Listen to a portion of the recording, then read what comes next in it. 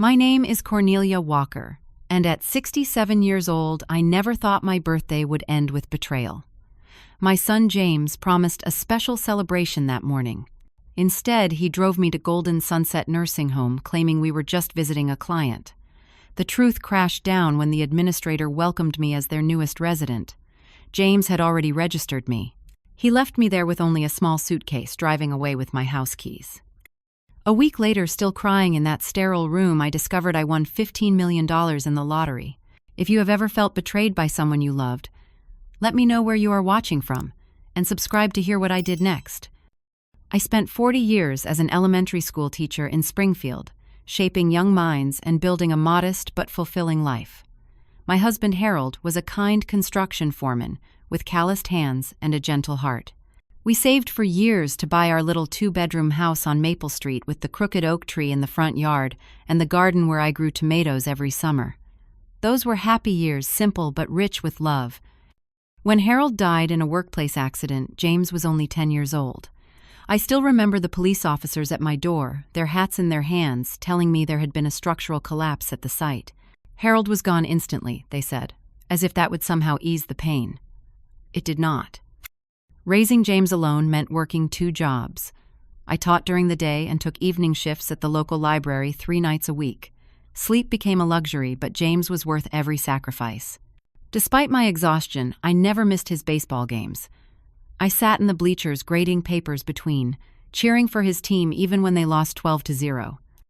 James was a bright child with his father's smile and my stubbornness. He struggled with math, but excelled in debate club, arguing his points with such conviction that his teachers called him a natural-born lawyer. When he graduated high school as valedictorian, I cried through his entire speech, remembering Harold and wishing he could have seen our son in his cap and gown. The acceptance letter from Brookfield Law School came on a rainy Tuesday. James burst through the door, soaking wet but beaming with excitement. The prestigious program would open doors that neither Harold nor I could have imagined. The tuition notice that followed sent my heart sinking. How could I afford it on a teacher's salary? I took out a second mortgage on our house. I cashed in the small life insurance policy Harold had left. I picked up summer school teaching and weekend tutoring jobs. Each semester was a financial tightrope walk, but somehow we managed. James would be the first in our family to become a lawyer. During those college years, James would call every Sunday night. He would tell me about his classes, his internships, and eventually about a girl named Laura he had met in his contract law course. She was ambitious and poised from a wealthy Boston family. When he brought her home during spring break, I noticed how she glanced around our modest living room with barely concealed judgment. Their wedding 3 years later was lavish, paid for entirely by her parents. I wore a blue dress I had found on sale, and felt increasingly out of place among Laura's family with their perfect teeth and casual mentions of summer homes.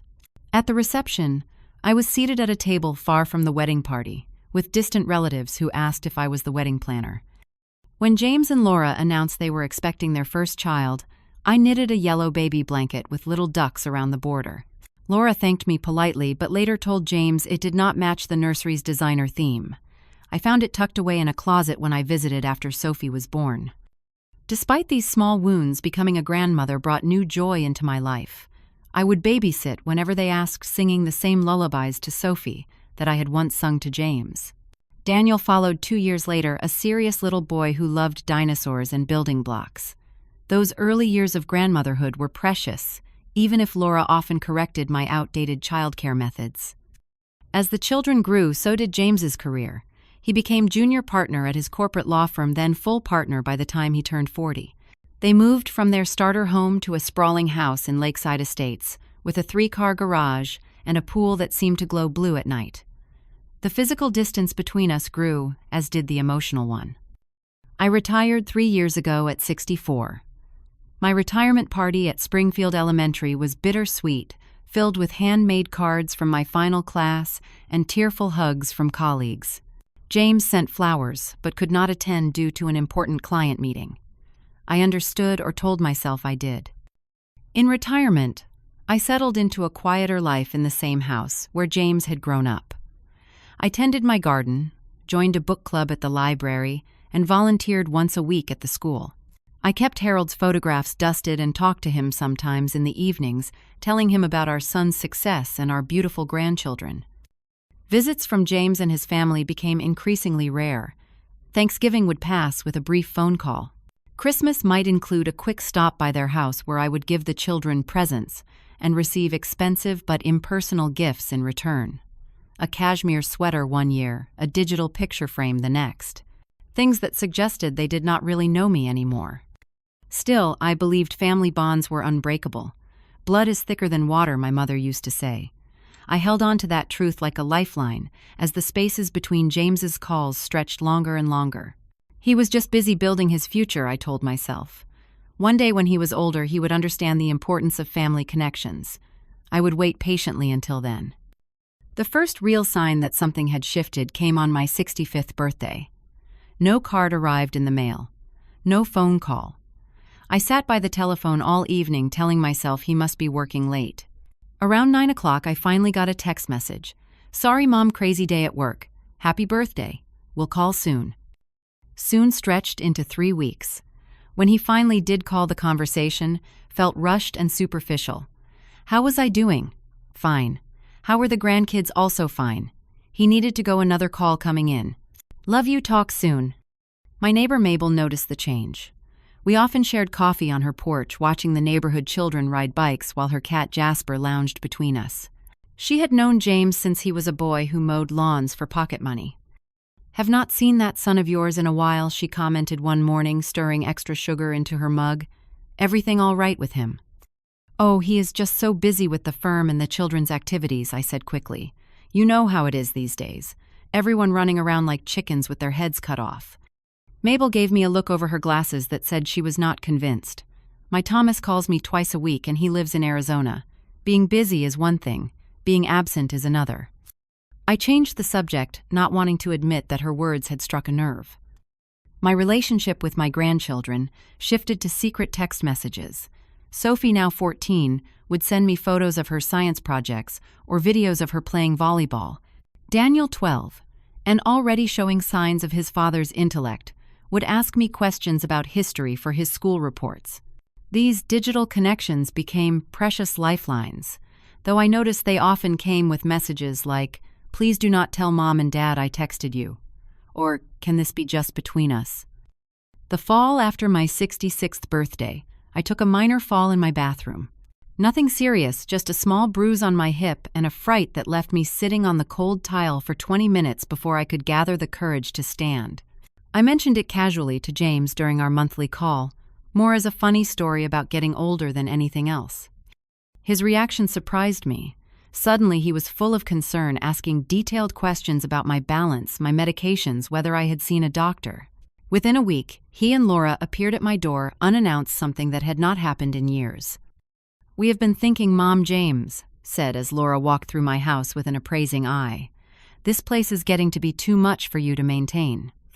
"I manage just fine," I replied, noticing how Laura ran her finger along my bookshelf checking for dust.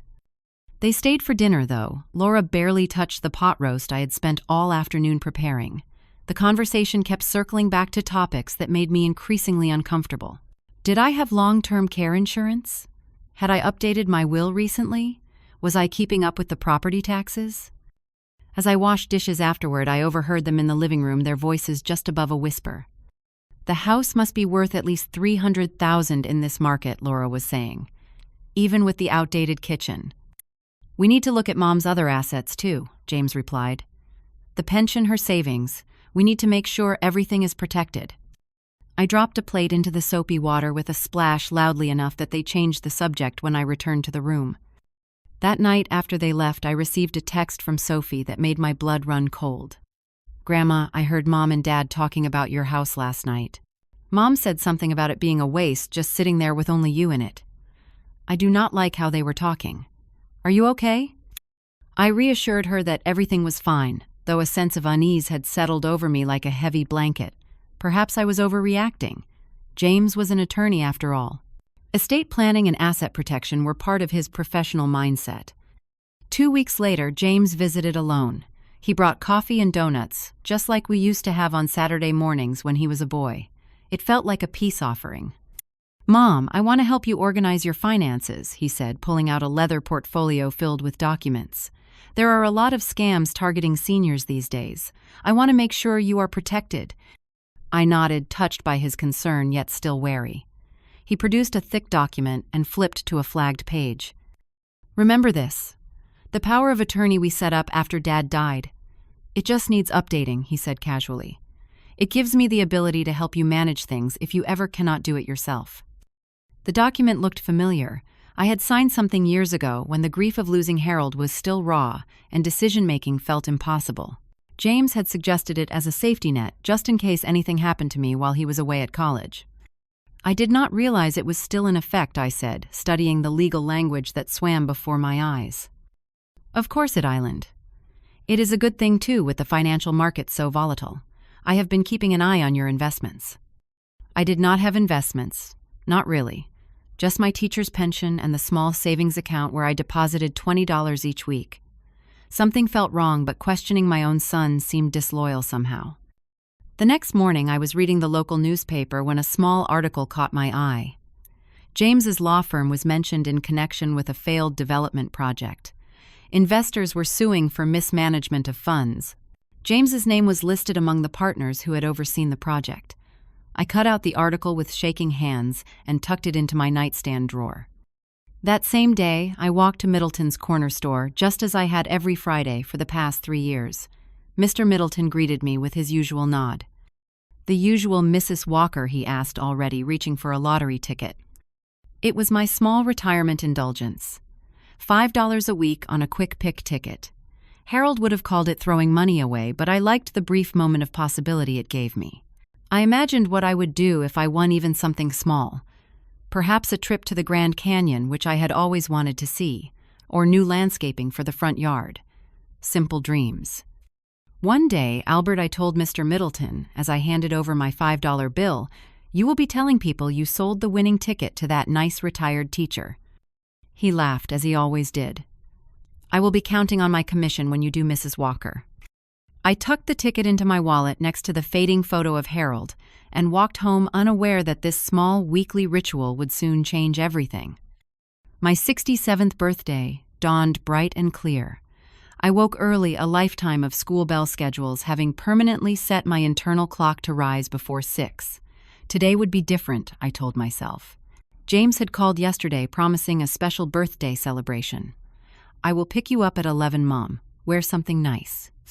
I spent extra time getting ready, applying lipstick and styling my silver hair the way Harold had always liked it, with soft waves framing my face.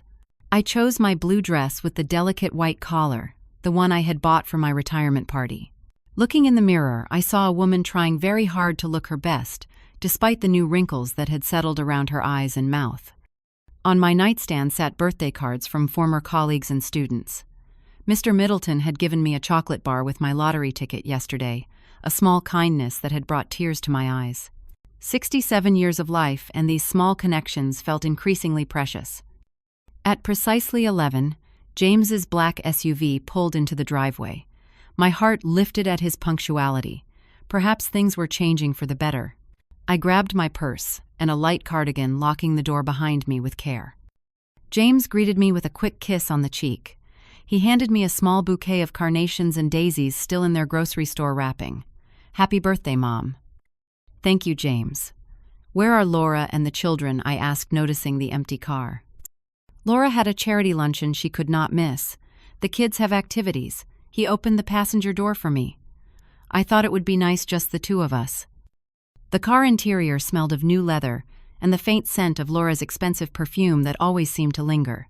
As we drove, James kept both hands on the wheel, occasionally glancing at me, with a tight smile that did not reach his eyes. "Have you given any more thought to what we discussed about the house?" he asked as we turned onto the highway, heading in a direction I did not recognize. "I am not sure I want to sell. It is my home, James. All my memories of your father are there." He nodded too quickly. Of course, but you need to think about the future, Mom. Retirement communities have so many activities people your own age to socialize with." "Where are we going for lunch?" I asked, changing the subject. "I thought we would try something different today." His voice had an odd, rehearsed quality. 20 minutes later, we pulled up to a large building with manicured gardens and a sign that read Golden Sunset Nursing Home and Rehabilitation Center. A cold feeling settled in my stomach. "One of my clients lives here," James explained smoothly. "I promised I would stop by briefly. I thought you might enjoy seeing the place. They have a very nice dining room where we can have lunch afterward." The lobby was bright and clean, with the faint smell of disinfectant beneath floral air freshener. A young woman at the reception desk smiled broadly when we approached. "Mr. Walker, right on time. And this must be Cornelia." Her familiarity with my name sent warning signals through my body. "Just a quick tour, Brenda," James said, his hand firmly on my elbow. What followed was a blur of corridors and smiling staff members. A recreation room where elderly residents sat watching a game show. A cafeteria with tables covered in plastic cloths. And finally, a small room with a single bed dresser and window, overlooking the parking lot. "And this would be your room, Mrs. Walker," the administrator said cheerfully. "Your son has selected our garden view wing, which is very popular." I turned to James' confusion, giving way to horrified understanding. "My room, James, what is going on?" The administrator's smile faltered. "I will give you two a moment," she said, backing out of the room. "This is for your own good," Mom James said, not meeting my eyes. "After your fall, I realized you cannot live alone anymore. This is a very nice place. They have activities medical staff on call." "I am not moving here," I said, my voice shaking. "Take me home, right now." James finally looked at me, his expression hardening. "I have already sold the house, Mom. The new owners take possession next week." The room seemed to tilt sideways. "You cannot sell my house. I did not agree to that. The power of attorney gives me that right. I am acting in your best interest." He reached into his pocket and pulled out a keyring. "My house keys." He removed a single key and placed it on the dresser. "This is for your room. I have already brought some of your clothes and personal items. I will bring more next week." I felt as though I was watching the scene from outside my body. This could not be happening. Not on my birthday. Not from my own son. "Why?" I whispered. "Why would you do this?" For a moment, something like shame crossed his face. Then it was gone. "It is time, Mom. You need proper care. I need to focus on my family's future." He checked his watch. "I have a meeting at 2. The staff will help you get settled." He moved toward the door. James I called after him. "You cannot just leave me here." But he was already walking down the hallway, his back straight, his steps quick. Through the window, I watched him get into his SUV without a backward glance. The vehicle pulled away, taking with it the last of my trust in the child I had raised. A staff member appeared with a clipboard of forms. She spoke gently as if to a child explaining mealtimes and medication protocols. I barely heard her through the roaring in my ears. When she left, I sat on the edge of the narrow bed, still clutching my purse and the wilting birthday flowers. On the dresser sat a small envelope. Inside was $50 in $10 bills and a note in James's handwriting, "Your monthly allowance. The administrator will hold the rest of your pension for room and board expenses." I tried calling James's cell phone. It went straight to voicemail. I called again, and again. After the 6th attempt, I left a message, my voice breaking. "James, please. This is not right. Please come back." Night fell. I remained sitting on the bed, still in my blue dress, staring at the family photo I kept in my wallet. James at his law school graduation, my arm around him, both of us smiling. I traced his face with my finger, trying to connect that proud young man with the stranger who had abandoned me today. Tears came then, hot and relentless. I wept for Harold, wishing he were here to protect me. I wept for the years I had spent nurturing a son who could discard me so easily. Mostly, I wept for myself, a 67-year-old woman with no home and no family to return to on her birthday. I woke the next morning disoriented, reaching for my bedside lamp before remembering where I was. The room was already bright, with morning sunlight streaming through thin curtains I had not chosen. For one blessed moment, I thought perhaps it had all been a nightmare. Then reality crashed down again. A sharp knock preceded the entrance of a nurse in purple scrubs. "Good morning, Mrs. Walker. I am Nurse Campbell. Time for morning vitals." She took my blood pressure and temperature with cheerful efficiency, making notes on a tablet. "Breakfast is served from 7 to 8:30. It is Pancake Tuesday, she said this, as if announcing a visit from the president. I dressed in the clothes James had brought, finding unfamiliar items mixed with a few of my own. My favorite sweater was missing, as was the necklace Harold had given me on our 20th anniversary. In their place were practical elastic-waisted pants and loose tops in colors I never wore. The dining room buzzed with the sounds of cutlery, murmured conversations, and the occasional call for assistance. I was assigned to a table with 3 other women, all considerably older than myself. "You are new," observed the woman to my right, dropping her fork with a clatter. "I am Dottie, been here 3 years. Or is it 4? She turned to the woman beside her. "Martha, is it 3 or 4 years?" Martha did not respond, staring vacantly at her untouched pancakes. Dottie was a librarian, offered the third woman, whose name tag read Agnes. "I was a secretary. What were you, dear?" "A teacher," I replied, cutting my rubbery pancake into small pieces I had no intention of eating. "Elementary school." "A teacher?" Dottie brightened. "My daughter is a teacher. She visits every Sunday, brings me books. She should be here today." Her face clouded. "Or is today Tuesday?" After breakfast came social hour in the recreation room, a mandatory activity according to the schedule posted by the elevator. Residents gathered in a circle for a game involving a beach ball with questions written on it. Whoever caught the ball had to answer the question their right thumb touched. What is your favorite season? What was your first job? Simple questions designed to spark memories and conversation. When the ball came to me, the question read, "What makes you happy?" I stared at it, unable to formulate an answer that would not dissolve into tears. The activity director gently took the ball from my hands and passed it to the next person. Later that morning, a kind-eyed nurse named Maria brought me my medication. I explained I did not take any regular prescriptions. "It says here you have been prescribed a mild anti-anxiety medication," she said, consulting her tablet. "Doctor's orders initiated by your son." I refused the small white pill. Maria nodded understandingly and made a note. "First few days are always the hardest," she said quietly. "I will check on you later." True to her word, Maria returned during her break. She sat beside me in the small garden where I had retreated to escape the television's constant noise. "It gets easier," she offered, her Spanish accent softening the words. "My son sold my house." I said my first words to anyone about what had happened. He did not even ask me. He just left me here yesterday, on my birthday. Maria's face registered shock, then compassion. "I am so sorry, Mrs. Walker. That is not right. I keep trying to understand why. We were never rich, but I gave him everything I could. I put him through law school. I was there for every important moment in his life." "Some children forget the sacrifices of their parents," Maria said. "They see only what is convenient for them to see." Over the next few days, I established a routine of sorts. Meals at their appointed times, brief, meaningless exchanges with staff and residents, long hours sitting in the garden or by my window watching visitors come and go to see other residents. I met my roommate properly, Dottie, the former librarian with advancing dementia. At night, she would sometimes wake, calling for her husband who had been dead for 20 years. During lucid moments, she would recite poetry she had memorized in her youth, fragments of Wordsworth and Tennyson, floating through our shared space. On my 3rd day, I met Howard, a former history professor, confined to a wheelchair due to Parkinson's disease. His mind remained sharp as ever, and he approached our conversations with the same analytical precision he had once applied to academic debates. "Family abandonment is not uncommon here," he told me as we sat in the garden. "My son lives in Seattle, calls twice a year, Christmas and my birthday, never visits." "How do you bear it?" I asked.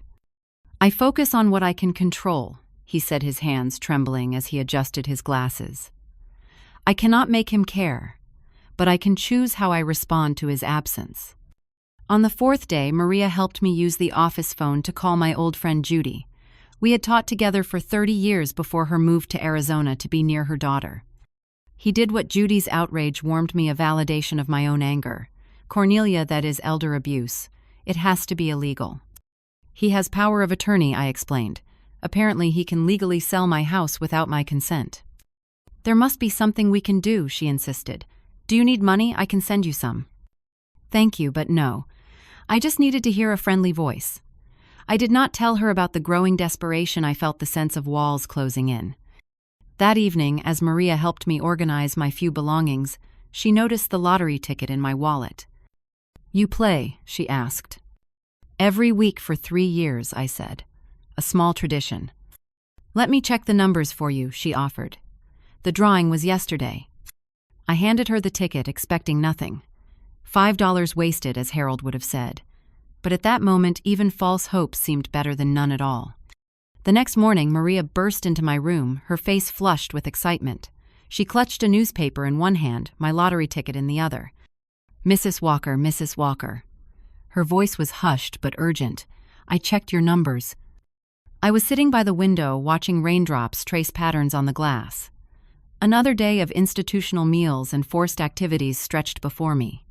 I turned to her without much interest. "Did I win $5?" I asked, attempting a smile. "No, Mrs. Walker. You won the jackpot, $15 million. The words did not make sense at first. I stared at her, certain she was mistaken or playing a cruel joke. She thrust the newspaper toward me, pointing to the printed numbers. With shaking hands, I compared them to my ticket. They matched. All 6 numbers. "This cannot be right," I whispered. "It is right. I checked 3 times. Maria sat beside me, gripping my hands. "You are rich, Mrs. Walker." The enormity of it washed over me in waves. $15 million. Independence. Freedom. Power. And just as quickly came fear. If James had taken my house when I had nothing, what would he do if he knew about this money? "Maria," I said urgently, "no one can know about this. Not the staff, not the administrators, especially not my son." She nodded, understanding immediately. "Your secret is safe with me. But Mrs. Walker, you need to claim your prize soon." "I need help," I admitted. "Someone I can trust." I thought of my former students, now adults with careers and families of their own. One name came to mind, Catherine Jimenez. I had taught her in 5th grade, encouraged her interest in debate club. She had gone on to become an attorney, occasionally sending me Christmas cards, detailing her success at a small but respected firm specializing in elder law. "Can you help me contact someone?" I asked Maria. 2 days later, Catherine arrived at Golden Sunset under the pretense of being my niece.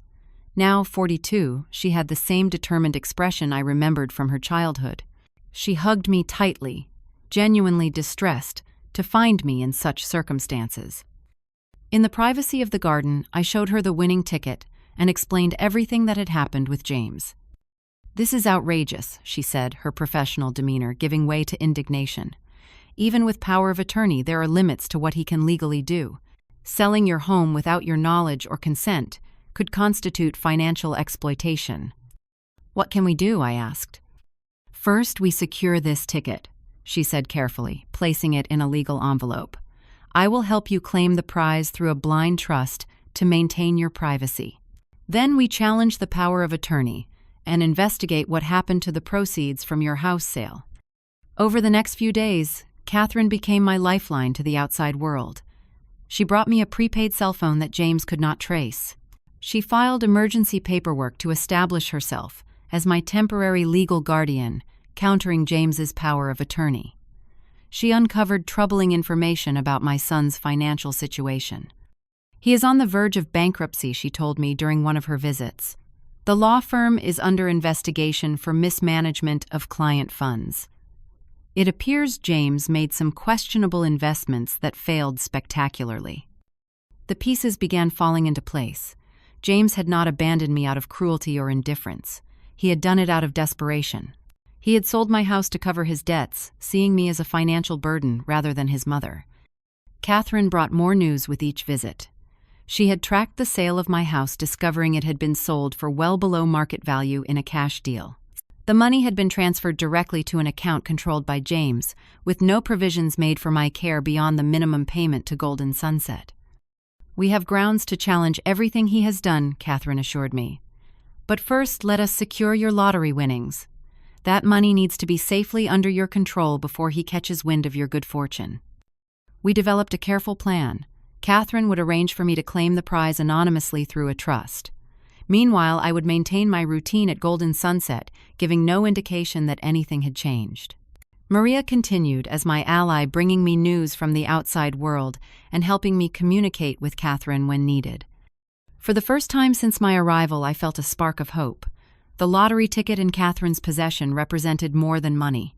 It represented a chance to reclaim my dignity and independence. With Catherine's help, I opened a new bank account under the protection of the trust. I changed my phone number, ensuring James could not reach me directly. And most importantly, I created a new will with Catherine's guidance, one that reflected my true wishes rather than obligation. As these pieces fell into place, I found myself processing a complex mix of emotions. The devastation of James's betrayal remained a wound that would likely never fully heal. But alongside it grew something unexpected: empowerment. For years I had defined myself primarily as James's mother, measuring my success by his happiness. Now I was forced to see myself as an individual with my own rights and choices. "You know," I told Catherine during one of our planning sessions, "in a strange way, this might be the most important lesson of my life." "What do you mean?" she asked. "Learning that I matter, that my life has value beyond what I gave to my family." I looked down at my hands at the gold wedding band I still wore 20 years after Harold's death. I spent so many years trying to be the perfect mother. I never considered what it meant to simply be Cornelia. Catherine smiled. "Well, Cornelia, I think it is time for you to find out." The morning I left Golden Sunset to claim my lottery prize, Maria helped me prepare. She brought me a scarf and sunglasses as a simple disguise. Catherine waited in her car at the side entrance, engine running. "God bless you, Mrs. Walker," Maria whispered as she hugged me goodbye. "You deserve every penny." The Lottery Commission office was intimidating, a government building with security guards and fluorescent lighting. Catherine had arranged everything in advance. We were escorted to a private room where officials verified my ticket and identity. "Congratulations, Mrs. Walker," said the lottery director, a woman with a practiced smile. "You have the option to take the lump sum payment of $8.2 million after taxes or annual payments over 30 years. "The lump sum," I said without hesitation. At 67, I had no interest in 30-year plans. Catherine had prepared a blind trust document listing me as the beneficiary but concealing my identity from public records. The trust would be announced as the winner, protecting me from publicity and, more importantly, from James. As we left the building through a private exit, Catherine squeezed my hand. "Phase 1 complete. Are you ready for Phase 2? I nodded, feeling a strange calm. "Absolutely." The next day, local news reported the lottery had been claimed by the New Beginnings Trust. James would have no way of connecting it to his mother, still presumably residing at Golden Sunset. Catherine arranged a meeting with financial advisors specializing in sudden wealth management. In a conference room overlooking the city, they presented options for investing and protecting my newfound fortune. "Security should be your priority," advised Mr. Bernstein, the head advisor. "At your age, conservative investments with reliable income generation make the most sense." I thought about this, then shook my head. I want to balance security with purpose. This money came to me when I most needed hope. I want it to provide hope for others too. Over the next week, as I stayed in a modest hotel under a false name, Catherine implemented the next stage of our plan. She hired a private investigator to delve deeper into James's finances. The investigator's report confirmed our suspicions. James had gambling debts that had spiraled out of control. He had used client funds to cover his losses, then sold my house in a desperate attempt to replace the money before the firm's audit. It had not been enough. He now faced potential disbarment and criminal charges. "And Laura?" "My grandchildren," I asked, my heart still aching despite everything. "Your daughter-in-law has been posting on social media," Catherine said gently, showing me printed screenshots. It seems she has been quite candid about her feelings. I read Laura's words with growing horror. "Finally free from the burden of elder care," one post read. "Family obligations should not hold back the next generation," said another with a photo of their new luxury car. My grandchildren were another matter. The investigator had discovered that Sophie had been trying to contact me through the nursing home, only to be told by staff that I was not accepting visitors. A directive from James, no doubt. With this knowledge, we accelerated our plans. Catherine helped me rent a small apartment near my former neighborhood, paying 6 months in advance under the trust's name. We arranged for basic furnishings to be delivered, creating a comfortable temporary home. Next came the most audacious step through a shell company established by the trust. We made an offer on my former house, which had been purchased by a real estate investor planning to flip it. Our offer was substantially above market value, one that the investor could not refuse. The paperwork will be finalized next week, Catherine told me over coffee in my new apartment. The house will be yours again legally, and free of any claim James might make. While we waited, I focused on reconnecting with my grandchildren. Catherine arranged a meeting at her office, telling Sophie and Daniel only that someone wanted to see them. When they walked into the conference room, Sophie's eyes widened in shock. "Grandma," she cried, running to embrace me. Daniel followed more cautiously, but his relief was evident. "We thought something bad happened to you," Sophie said, wiping tears. "Dad said you needed special care and could not have visitors." "I missed you both so much," I told them, holding their hands across the polished table. "I need you to know that I never wanted to leave you." Sophie nodded. "We know. Dad and Mom have been fighting a lot. About money and stuff. Dad lost his job at the firm." "They sold a bunch of things," Daniel added. "Mom's jewelry, the boat. She is really angry all the time." My heart ached for them, caught in the middle of adult problems. Through Catherine, I arranged anonymous college funds for both children, accessible only for educational expenses. No matter what happened with James and Laura, my grandchildren would have that security. On the morning James received the certified letter from Catherine's firm, I was sitting in her office, my hands clasped tightly in my lap. The letter outlined the legal challenge to his power of attorney and requested his presence at a meeting to discuss irregularities in the handling of Cornelia Walker's assets. He called the office immediately, his voice sharp with panic. Catherine put the call on speaker. "This is ridiculous," he snapped. "I have legal authority over my mother's affairs. She is mentally incompetent to manage her own finances." "That determination was never legally established, Mr. Walker," Catherine replied calmly. "The meeting is scheduled for tomorrow at 10. I suggest you attend. Bringing your own counsel would be advisable." The next day I arrived at Catherine's office, early dressed in clothes I had carefully selected. Not the institutional clothing from Golden Sunset, nor the casual attire I had worn as a teacher. Instead, I wore a tailored blue suit that conveyed both elegance and authority. "Are you ready for this?" Catherine asked, as we heard footsteps approaching her office. I nodded, sitting straighter in my chair. "I have been ready for this my entire life." The door opened. James entered first, his face tense but composed. Laura followed, her expression calculatingly sympathetic. Both froze when they saw me sitting beside Catherine. "Mom," James whispered, his professional facade cracking. "What is going on? Why are not you at Golden Sunset?" "Please sit down, Mr. and Mrs. Walker," Catherine said, gesturing to the chairs across from us. "We have much to discuss." They sat, Laura clutching her designer handbag like a shield. James kept glancing between me and Catherine, clearly trying to assess the situation. First, Catherine began. "I should inform you that I am now Mrs. Walker's legal representative and temporary guardian appointed by the court last week." "That is impossible," James interrupted. "I have power of attorney." "A power of attorney that you abused," I said, finding my voice stronger than expected. "You sold my home without my knowledge or consent, James. You abandoned me in a nursing home on my birthday." James paled. "It was for your own good, Mom. After your fall." "My fall?" I leaned forward. "A minor incident that you used as an excuse. Let us be honest, James. You needed money. You had gambling debts. You saw me as a solution to your problems." Laura's head snapped toward her husband. "Gambling debts? What is she talking about, James?" Catherine slid a folder across the table. "Bank statements, property transfer documents, evidence of financial exploitation. The district attorney is very interested in reviewing these materials, Mr. Walker." James slumped in his chair, the truth visibly crushing him. "I was going to pay it back," he whispered.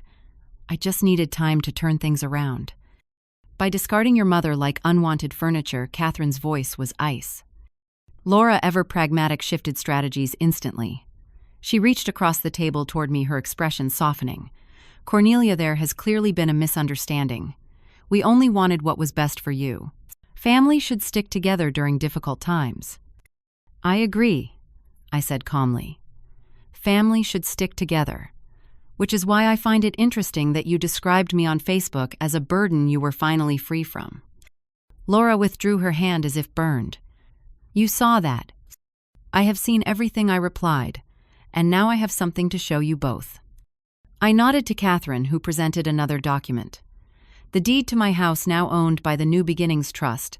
James frowned, scanning the paperwork. "I do not understand," he said. "What does this have to do with us?" "The New Beginnings Trust is owned by your mother," Catherine explained, "as is the $15 million lottery jackpot it claimed 2 weeks ago." The silence that followed was absolute. James's mouth opened and closed without sound. Laura froze completely, her calculating mind visibly racing behind her eyes.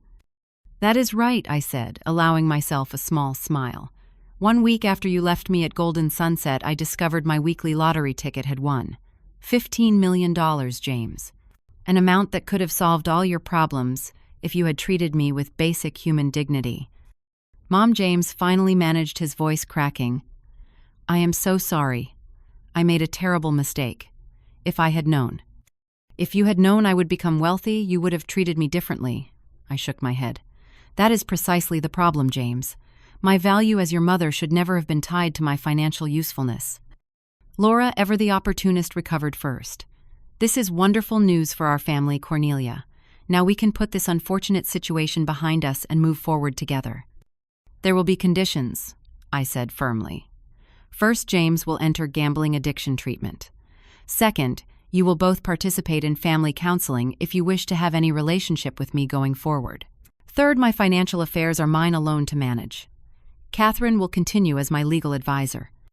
James nodded rapidly, relief washing over his features. Laura's smile remained fixed, though her eyes had hardened. "And one more thing," I added.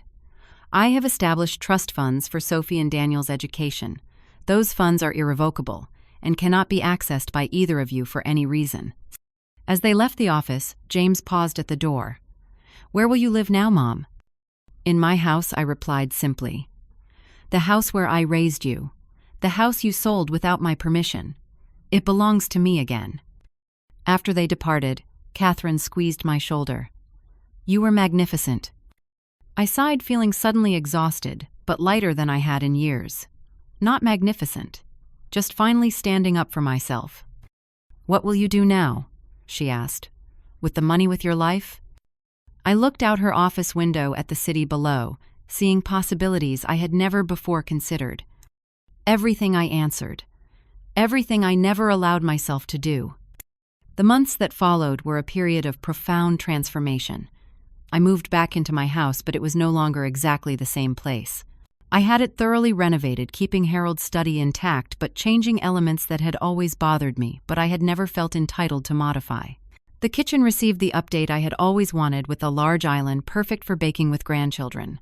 The back garden was landscaped with a small pond and flowering trees. James entered a residential treatment program for his gambling addiction. Our relationship remained fragile, built on tentative phone calls and supervised visits. I did not rush forgiveness, allowing myself to acknowledge the depth of his betrayal, while also recognizing his efforts to change. Laura filed for separation 3 months after our meeting. Once it became clear that I would not simply hand over money to solve their financial problems, she saw little reason to remain. I felt sadness for James, but relief for myself. Her departure simplified the complicated emotional landscape. My grandchildren became regular visitors. Sophie spent weekends baking cookies in my new kitchen. Daniel and I worked on science projects in the converted garage. I established boundaries with them, too gently explaining that while I loved them unconditionally, my home was not a piggy bank or a free babysitting service. It was a place of mutual respect. With Maria's help, I tracked down Dottie and Howard from Golden Sunset. Using a portion of my lottery winnings, I established a foundation providing advocacy services for elderly people facing housing insecurity or family abandonment. Howard agreed to serve on the advisory board, his academic mind, perfect for researching policy changes. Even Dottie participated in her lucid moments, sharing her story to raise awareness. Catherine remained my attorney, but also became a dear friend. She helped me navigate the complexities of sudden wealth and the responsibilities it entailed. Under her guidance, I established scholarships for aspiring teachers and donated to literacy programs throughout the state. I reconnected with old friends like Judy and Mabel, no longer feeling like I needed to hide the painful truth of James's actions. Their support reminded me that family extends beyond blood relations. I traveled to Arizona to visit Judy, seeing the Grand Canyon at sunrise, just as I had always dreamed of doing. 1 year after the lottery win on my 68th birthday, I hosted a celebration in my garden. The guests included neighbors, former colleagues Catherine and her family Maria and her children, and yes, James, who came alone and brought a handmade card rather than store-bought flowers. As evening fell and lanterns illuminated the garden, I found myself sitting beside Howard, watching the diverse group of people who now constituted my chosen family. "You know what I realized recently?" I said to him. "For most of my life, I thought my value came from what I gave to others. As a teacher, as a mother, as a wife, I measured my worth by how well I served." Howard nodded. A common misconception, especially for women of our generation. "The lottery did not just give me financial freedom," I continued. "It forced me to recognize my intrinsic value. When James abandoned me, I thought I had lost everything. But actually, I found myself—" "Quite the philosopher in your retirement," Howard teased gently. I laughed. "Perhaps. Or maybe just a woman who finally learned to put herself in the equation." Later, as guests departed with leftovers and hugs, James lingered behind. He had been quiet throughout the evening, observing the new life I had built without him at its center.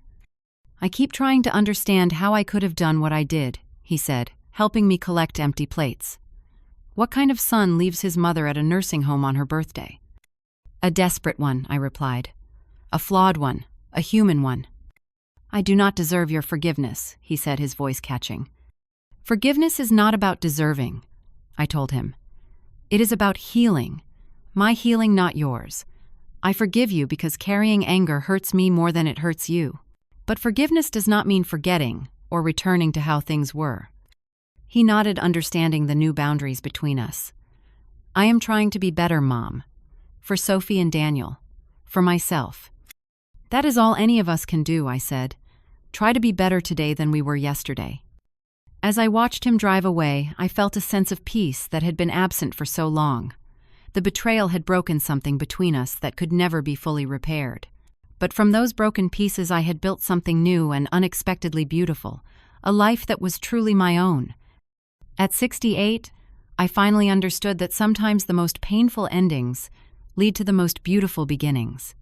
The lottery was not just about money, it was about the freedom to write my own story again. To recognize that even in my later years I was not merely an epilogue to someone else's narrative, but the protagonist of my own continuing journey. Have you ever experienced a betrayal that ultimately led to something positive in your life? I would love to hear your stories in the comments below. Remember to like this video if it resonated with you, subscribe to hear more life stories, and share with someone who might need to be reminded of their own worth today. Thank you for listening to my journey, and remember that it is never too late to begin again.